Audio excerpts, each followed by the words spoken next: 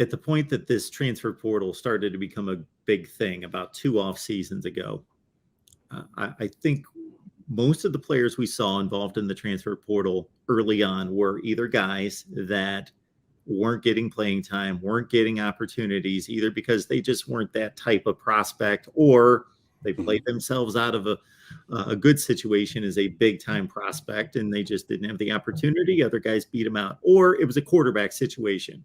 This dude's a really good quarterback, but he's run into a great quarterback. He wants to play. He's gone. Mm-hmm. Now we see all sorts of movements by big time players.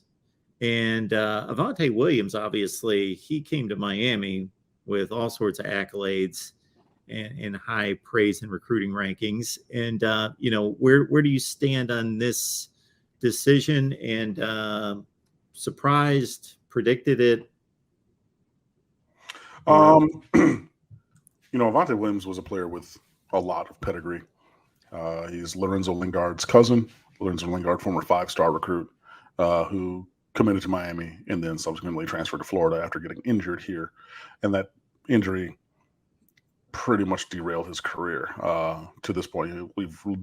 Nobody's really heard from Lorenzo Lingard again. I mean, he's been on the roster at Florida, but he hasn't done anything. And for, a top, 5 stars, he was a top 25 player in this class some years ago. Kind of a shame. But anyway, Avantae Williams is his younger cousin. He ended up picking Miami over Florida also.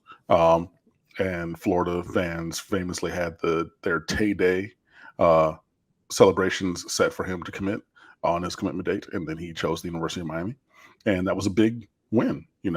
His Twitter handle is @slowdownboy7 because they would tell him he would run so fast that everybody in the neighborhood and everything say, "Hey, slow down, boy, damn," because he has that kind of speed. So, legit 4.3, sub 4.4 guy. And it just never came together for him. He got suspended a couple times here, fell down the depth chart even this season again. 27 tackles, an interception. The interception was an incredibly athletic, leaping, twisting, turning over somebody, yoink, spin. He didn't return it for a touchdown, but I think he returned it like 20-something yards. But he made a really nice play on that. And so you saw the flash of ability.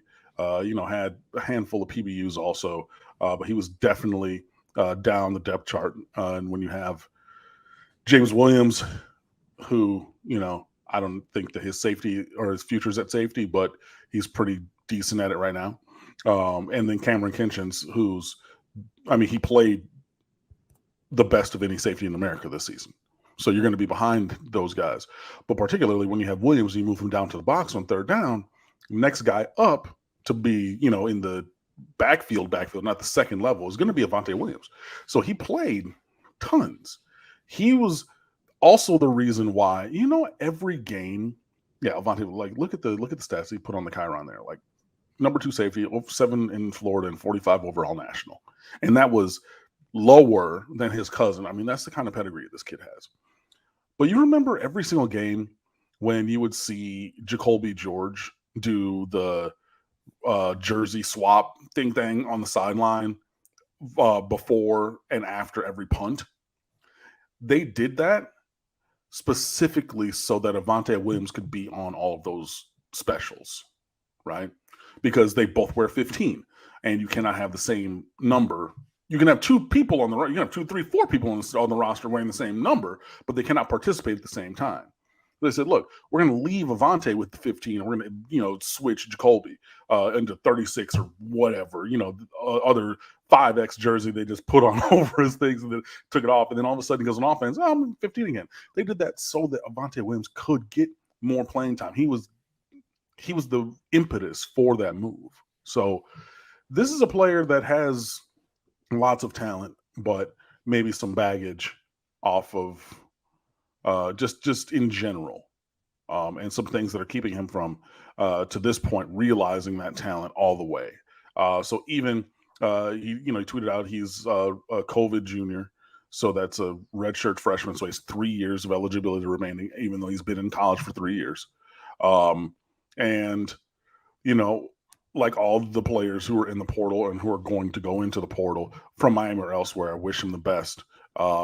I'm saddened that it couldn't have gone better for him here, because I do see the preponderance of talent that he has, but the development of skill, and just some of those other things was not able to happen. So he was on the fringe of my radar for transferring. He was not on my list, this infamous list that I've kind of written and talked about with some friends offline, because I don't want to put people's names out there. He was not on the list that I wrote, but probably number one.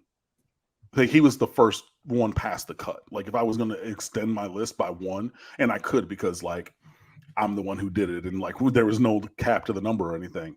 If I added another player to the list, it would have been Avantae Williams. So him leaving did not come as a surprise or shock. But like I said, wish him the best.